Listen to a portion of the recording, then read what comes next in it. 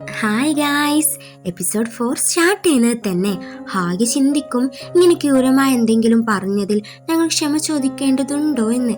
Front പറയുന്നത് പോലെ അവനക്ക് ഫീലാവും. എത്രയും വേഗം അത്രയും നല്ലത്. ഇങ്ങനെ ക്ഷമയൊക്കെ ചോദിക്കാൻ ഒരു കാലയളവേ ഉണ്ടാവും.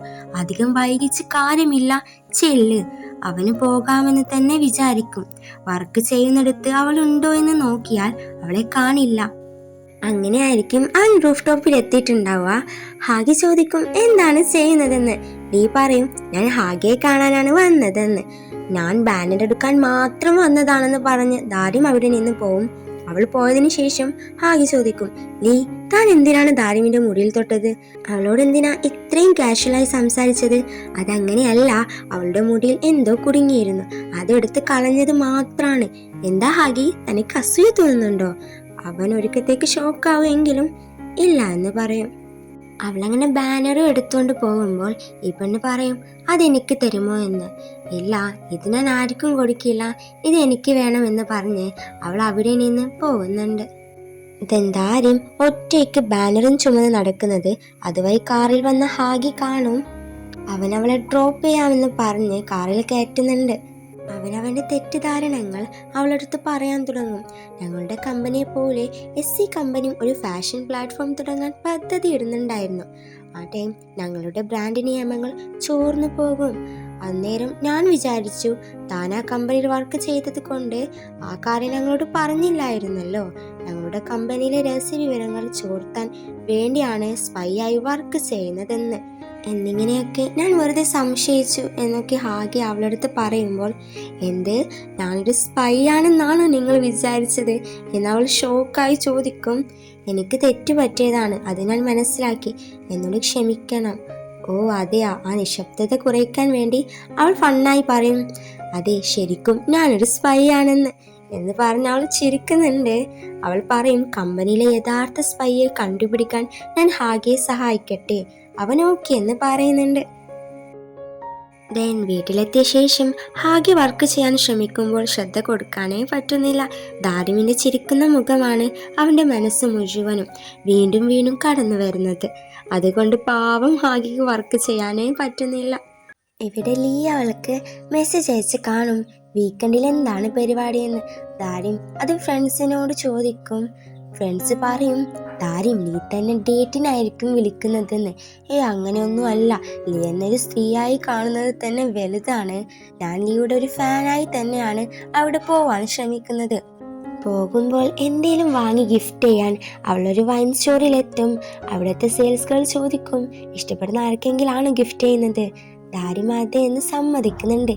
ഇവരിങ്ങനെ സംസാരിക്കുന്നത് സൈലൻ്റായി ഹാഗി കേൾക്കുന്നു. ഏജ് 30 ഒരാൾക്കാണെന്ന് ദാരിം പറയുമ്പോൾ ലവ് ഫുള്ളാവാൻ ഹെൽപ്പ് ചെയ്യുന്ന ഒരു വൈൻ തന്നെ സെയിൽസുകൾ നൽകുന്നുണ്ട്. ഇത് വാങ്ങുന്നതിൽ റൊമാൻറ്റിക്കായി ഒന്നും ഞാൻ ഉദ്ദേശിക്കുന്നില്ല. ഹാഗിക്ക് ഇതൊക്കെ കേട്ട് ഇതിലൊരു കൗതുകം തോന്നുന്നുണ്ട്. ദാരിം അവനെ കാണാൻ കഫേക്ക് പോകുന്നുണ്ട്. അവിടെ എത്തിയ ദാരിം അവരുടെ ഷൂട്ടിംഗ് ഒക്കെ കാണുന്നു. ആൾക്കൂട്ടത്തിൽ ഒരാളില്ലാത്തതിനാൽ എക്സ്ട്രാ ആർട്ടിസ്റ്റായി അഭിനയിക്കുമോ എന്ന് ഇയാൾ ചോദിക്കും. അവൾ ഓക്കെ എന്ന് പറയുന്നുണ്ട്. ദാരിമിനെ കാണുമ്പോൾ ലീ ചിരിക്കുന്നുണ്ട്. ക്യാമറയുടെ ഫ്രണ്ടിൽ നെർവസ് ആവുന്ന അവളടുത്ത് റിലാക്സ് ആവാൻ പറയും അവൻ. എൻ്റെ അടുത്ത് നടന്നു വരുന്നതായി മാത്രം സങ്കല്പിക്കാൻ ലീ അവളടുത്ത് ആവശ്യപ്പെടും. തെന്നോടി വരുന്ന ലീ പറയും, ഒടുവിൽ ഞാൻ തിരയുന്ന ആളെ കണ്ടെത്തിയെന്ന്. അബദ്ധത്തിൽ റൊമാൻറ്റിക് ഡയലോഗ് പറയും. ഡയലോഗ് തെറ്റിയെന്ന് വിളിച്ച് പറയുമ്പോൾ ലീ ക്ഷമ ചോദിക്കുന്നുണ്ട്. വീണ്ടും ഷൂട്ടിങ്ങിനായി തയ്യാറാവും. ഇതൊക്കെ നാണത്തോടെ അവൻ്റെ പെരുമാറ്റമൊക്കെ കണ്ട് അവൾ ചിരിക്കുന്നുണ്ട്. ഷൂട്ടിംഗ് ലോങ് ആയതിനാൽ നേരത്തെ പ്ലാൻ ചെയ്ത ഡിന്നർ മാറ്റി വെക്കേണ്ടി വന്നു. തനിക്കെൻ്റെ വീട്ടിൽ വരാൻ പറ്റുമോ? അവിടെ വെച്ച് ഞാൻ ഭക്ഷണം ഉണ്ടാക്കി തരാം എന്ന് ലീ പറയും. പ്രിയപ്പെട്ട ഐഡലിൻ്റെ വീട്ടിൽ ഫുഡ് കഴിക്കാൻ പോകുന്നതിനെ ഓർത്ത് ദാരിം അത്ഭുതപ്പെടുന്നുണ്ട്. ദെൻ ലീ അവൾക്കായി ഫുഡ് തയ്യാറാക്കുന്നു. ഈ ടൈം ദാരിം മുകളിലത്തെ സ്റ്റുഡിയോയിൽ പോയി അവിടുത്തെ ഫോട്ടോഗ്രാഫ്സുകൾ, മ്യൂസിക് ടൂൾസ് എന്നിവ നോക്കുന്നുണ്ട്. ലീ ഇപ്പോൾ മ്യൂസിക്കൊക്കെ തയ്യാറാക്കുന്നുണ്ടോ എന്നവൾ തിങ്ക് ചെയ്യും. ഡിന്നർ റെഡിയായി എന്ന് അവളെ വിളിക്കും തായോട്ട്. ലീ ഉണ്ടാക്കിയ ടേസ്റ്റി ഫുഡ് കഴിച്ച് അവർ സംസാരിക്കുന്നതിനിടയിൽ ദാരിം ഹാഗിയെ കുറിച്ച് സംസാരിക്കാൻ തുടങ്ങും. ഹാഗിയോട് ഫ്രണ്ട്ലി ആവാൻ വളരെ പ്രയാസമാണ്. അവൻ അടുത്ത് വരുമ്പോഴെല്ലാം എനിക്കൊരു പരിഭ്രമമുണ്ടാകും. ലീ പറയും, ഹാഗി എപ്പോഴും അങ്ങനെയാണ്. അവൻ ആളുകളുടെ മുന്നിൽ പെട്ടെന്ന് മനസ്സ് തുറക്കില്ല. 10ാം ക്ലാസ്സിൽ പുതിയ സ്കൂളിൽ ചേർന്നപ്പോൾ ഞാൻ നേരിട്ട പ്രയാസങ്ങളെക്കുറിച്ച് ബുള്ളിങ്ങിനെക്കുറിച്ചും ലീ വെളിപ്പെടുത്തുന്നുണ്ട്. ഹാഗി സ്കൂൾ ടൈം പ്രസിഡന്റും പഠനത്തിൽ ബാസ്കറ്റ് ബോളിലും മികച്ചതായ ഒരു ഫേമസ് ആയ സ്റ്റുഡൻ്റ് ആയിരുന്നു. എന്നെ മറ്റുള്ളവർ ബുള്ളി ചെയ്യുന്നത് കണ്ടപ്പോൾ ഹാഗി ഇടപെട്ട് എന്നെ രക്ഷിക്കുകയും എന്നെ ബാസ്കറ്റ് ബോളിൽ ചേർക്കുകയും ചെയ്തു. ഈ കാര്യമാണ് നമ്മുടെ ആഴത്തിലെ ഫ്രണ്ട്ഷിപ്പിന് തുടക്കമിട്ടത്.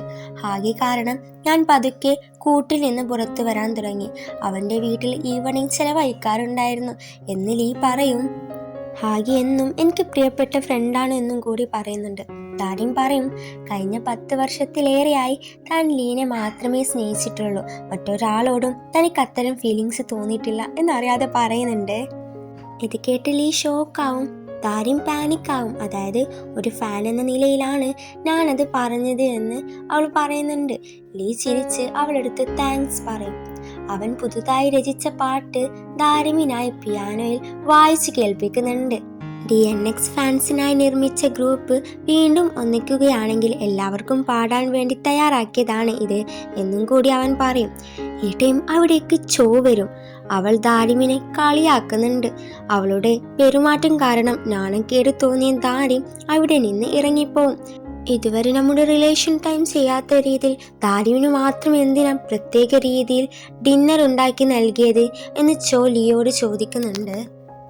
അവൻ പറയും, 10 വർഷമായി അവളെൻ്റെ പിന്നാലെ വരുന്ന ഒരു വലിയ ഫാനാണ്. അതുകൊണ്ടാണ് ഞാൻ അവൾക്ക് ഫുഡാക്കി കൊടുത്തത് എന്ന്. അവൾ പറയും, നീ എല്ലാവരോടും നല്ലവനാവാൻ ശ്രമിക്കരുത്. അവസാനം നീ അവരെ വേദനിപ്പിക്കുകയുള്ളൂ എന്ന്. ദാരിം ഇന്ന് നടന്നത് തന്നെ ചിന്തിക്കും. അവൾ വളരെ വിഷമത്തിലാണ്. ലീ അവളുള്ള സ്ഥലത്ത് തന്നെ ഉണ്ടാവും. അവൾ പോകുന്നത് അവൻ ശ്രദ്ധിക്കുന്നുണ്ട്. അവൾ റോഡ് ക്രോസ് ചെയ്യുമ്പോൾ റെഡ് സിഗ്നൽ ആവും. അത് ശ്രദ്ധിക്കാതെ അവൾ നടക്കും. ആ ടൈം ഒരു കാർ എടുക്കാൻ വരുമ്പോൾ അവൻ ഓടി അവളെ രക്ഷിക്കുന്നുണ്ട്. അവൻ ദേഷ്യത്തിൽ പറയാൻ വരുമ്പോൾ അവൾ കരഞ്ഞുകൊണ്ട് പറയും, എല്ലാം എൻ്റെ തെറ്റാണെന്ന്. എല്ലാം കഴിഞ്ഞ് അവർ ഒന്നിച്ചിരിക്കുന്നുണ്ട്. ഞാൻ സ്വപ്നം കണ്ടിരുന്ന ഏറ്റവും സന്തോഷമുള്ള വിഷമത്തിൽ നിന്ന് ഉണർന്നപ്പോൾ സന്തോഷമെല്ലാം നഷ്ടമായതുപോലെ തോന്നുന്നു. ഇങ്ങനെയൊക്കെ വിഷമത്തിൽ അവനോട് പറയും. അവർ പോകും നേരം അവളുടെ ബാഗ് വീയും അവൻ എടുത്തു കൊടുക്കുന്നുണ്ട്.